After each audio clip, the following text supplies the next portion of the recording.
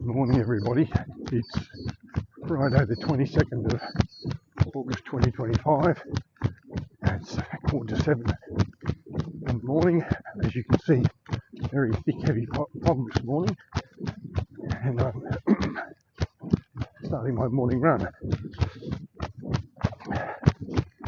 Today I'm going to talk to you about donating blood or plasma.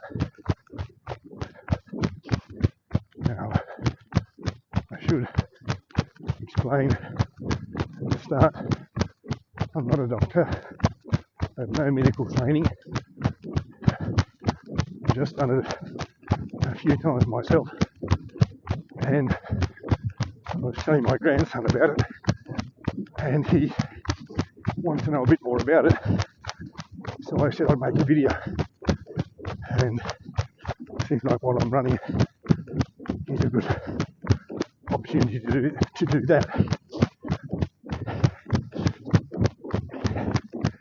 If you are a blood plasma donor, and you already know all this, so I'm going to tell you,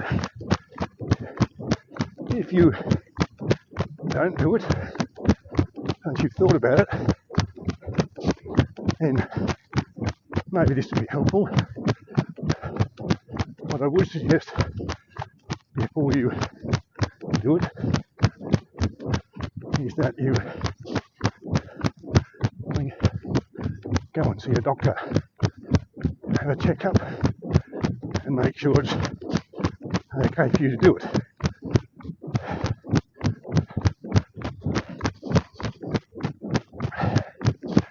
So I thought I'd start with, why do I do it? I suppose, like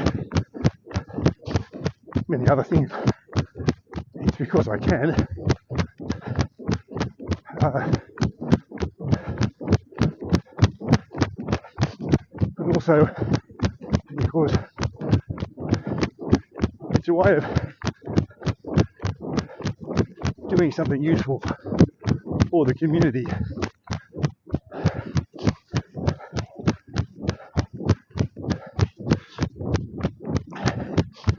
And I know that there are enormous benefits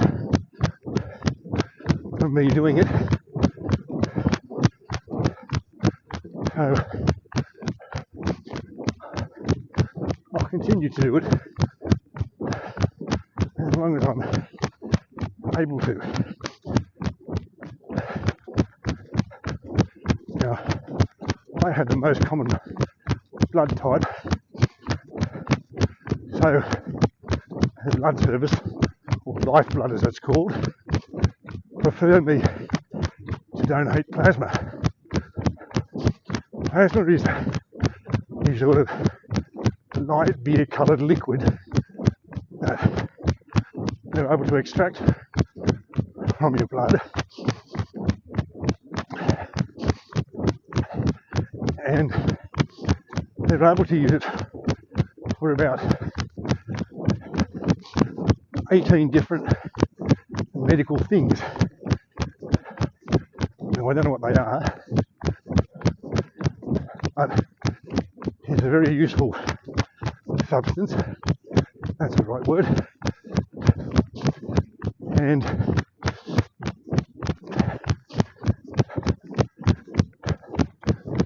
they need lots of it.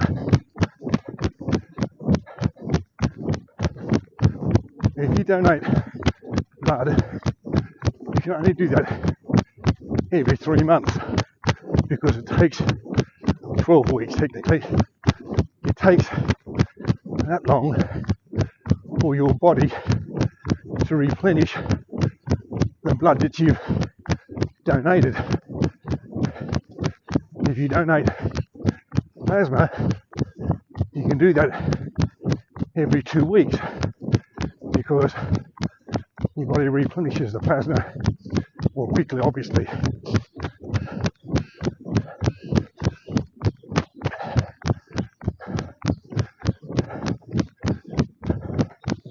So what happens when you go to donate?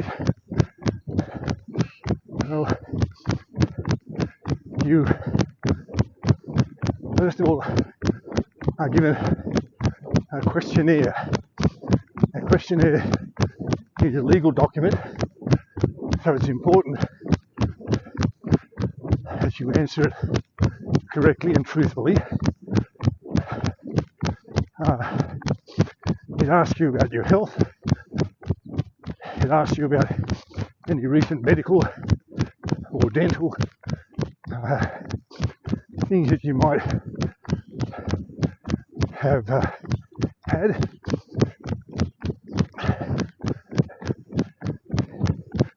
It asks about prescription and other drug use. And it asks some fairly deep questions about your sexual partners.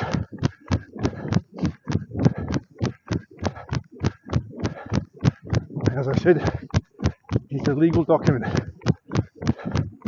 It has pretty serious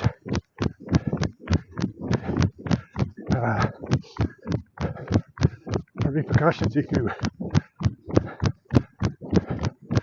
are found to have been dishonest in your answers.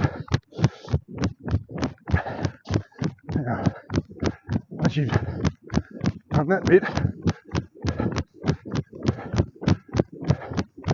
the staff review the questionnaire with you.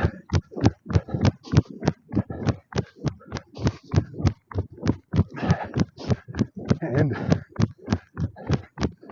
they then take a finger prick of blood to test your hemoglobin. And I can turn around here and go back the way I just came.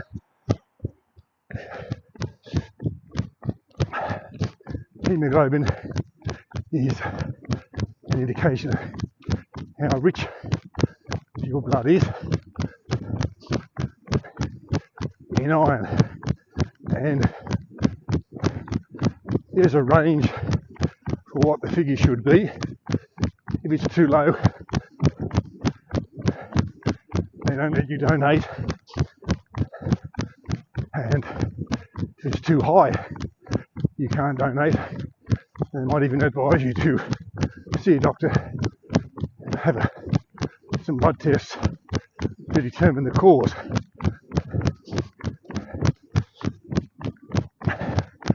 Usually, but not always, and remember I'm not a doctor, if it's low, it can be treated, if you like, by eating a bit more red meat and leafy green vegetables like spinach. It's too high, I'm not sure what they do about that. Anyway, let's assume that your figure was within the range. They also take your blood pressure. So you've got through that stage, and you come into the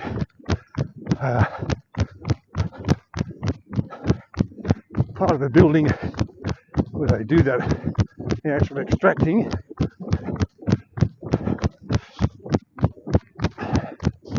Sit in a nice comfy chair.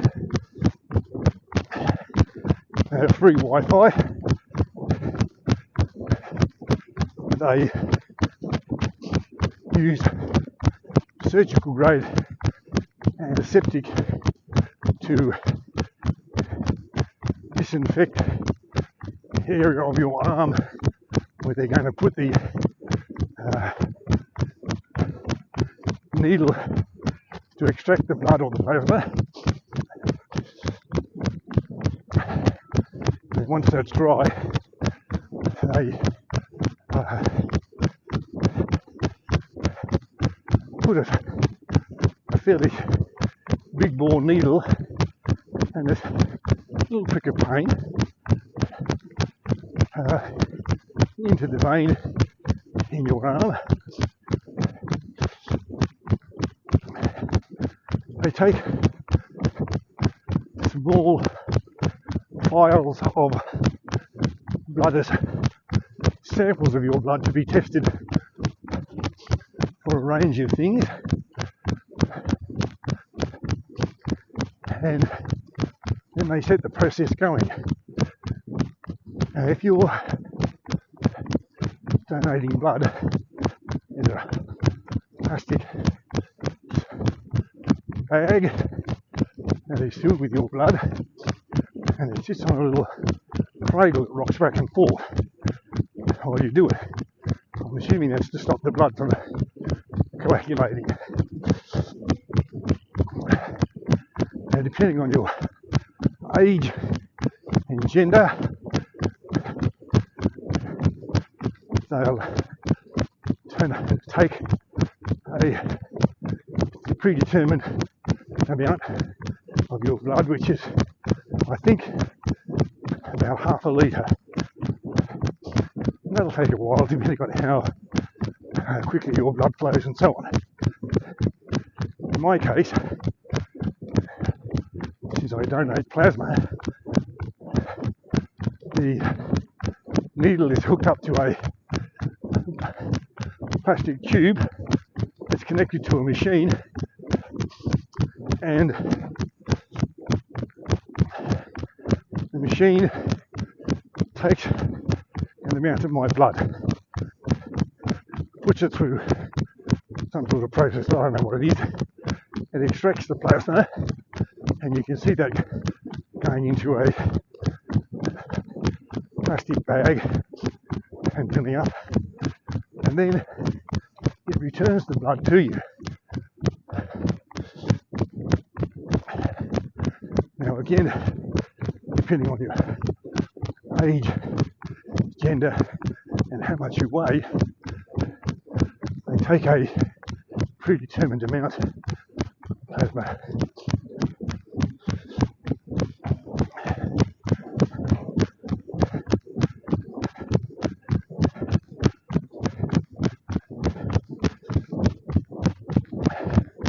In my case, it's 890 mils, and it takes about an hour and a half because it's taking the blood out, it's extracting the plasma, sending it down to the plastic bag, and then putting the blood back in before it can start the process again.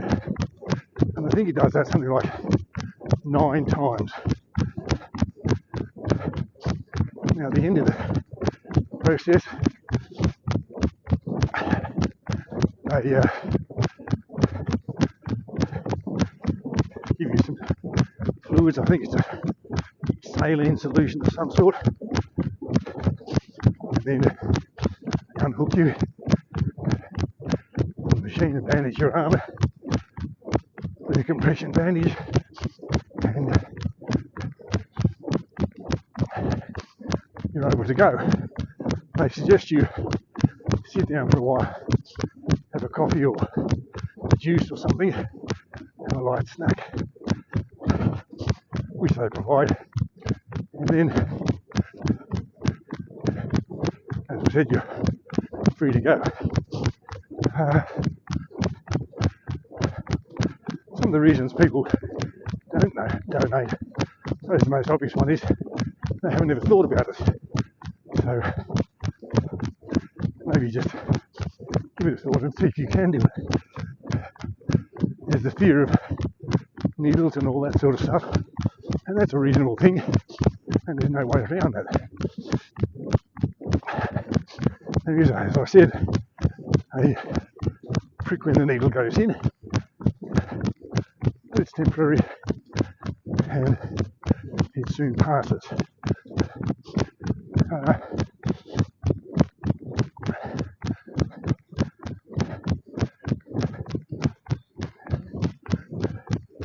Some people might have concerns about diseases or things that they might catch, but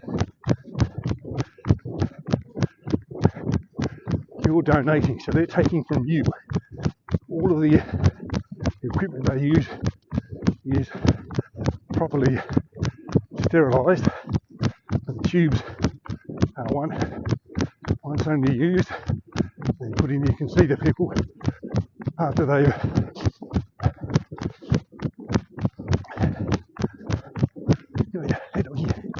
finished your donation, they put it all in a biohazard bin and it's disposed of. They wear gloves and eye protection, and even though in my case I've done this a lot of times, they still wear those gloves and eye protection. So it's very safe to donate blood or plasma, and as I said, maybe you should give it a thought. But before you do, if you haven't done it before, see a doctor, make sure it's okay for you to do it. Alright, well, I hope that answered my grandson's questions, and I'll talk to you again when I'm making another running video. Thanks for watching.